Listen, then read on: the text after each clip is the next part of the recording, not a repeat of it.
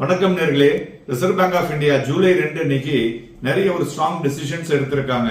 இந்த ரூல்ஸ்ல பாத்தீங்கன்னாக்க individual borrowers, micro and small entrepreneurs இவங்களுக்குலாம் பாத்தீங்கன்னாக்க இந்த லோன்ஸ் அண்ட் பிசினஸ்ல ஒரு ப்ரீவியஸ்லி பேங்க் அண்ட் என்பிஎஃப்சிஸ்லாம் ப்ரீபேமெண்ட்டுக்கு என்ன பண்ணுவாங்கனாக்கா சார்ஜஸ் பெனல்டி போடுவாங்க, இன்க்ளூடிங் ஃப்ளோட்டிங் ரேட் லோன். இதெல்லாம் இப்போ என்ன பண்ணிட்டாங்கனாக்க கம்ப்ளீட்டா எடுத்திருக்காங்க. So zero foreclosure charges on floating rate loans அப்படிங்கிறது ரொம்ப தெளிவாக சொல்லியிருக்காங்க.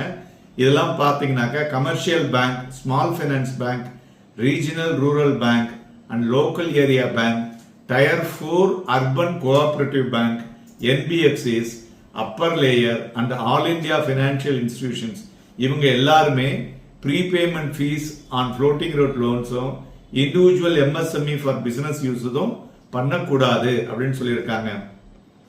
The origin of funds used for prepayment does not affect the rule.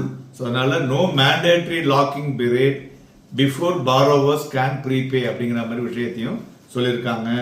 Overdraft and cash creditல prepayment charges on these accounts அதுவுமே disallow பண்ணியிருக்காங்க.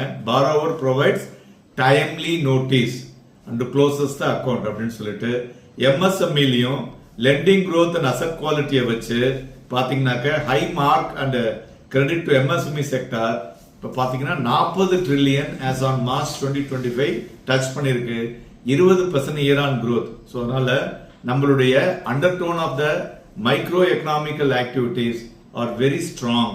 ஸோ அதனால இதுல இருந்து நம்ம என்ன தெரிஞ்சுக்கணும் அப்படின்னு பாத்தீங்கன்னாக்க உங்களுடைய ஹவுசிங் லோனோ இல்ல வேற எம்எஸ்எம்இ லோன்ஸோ இருந்ததுனாக்க கிளியரா நீங்க பேங்க்ல போய் உட்கார்ந்து பேசிட்டு க்ளோஸ் பண்ணும் பொழுது அதற்கு ப்ரீபேமெண்ட் சார்ஜஸ் கிடையாது. நீங்க சொல்லும் போது ரிசர்வ் பேங்க் ஆஃப் இந்தியாவோட 2 ஜூலை நோட்டீஸ் எடுத்து பாருங்க அப்படின்னு சொன்னீங்கன்னாக்க உங்களுக்கு இதன் மூலியமாக உண்டான பெனிஃபிட்ஸ் கிடைக்கும். நன்றி, வணக்கம்.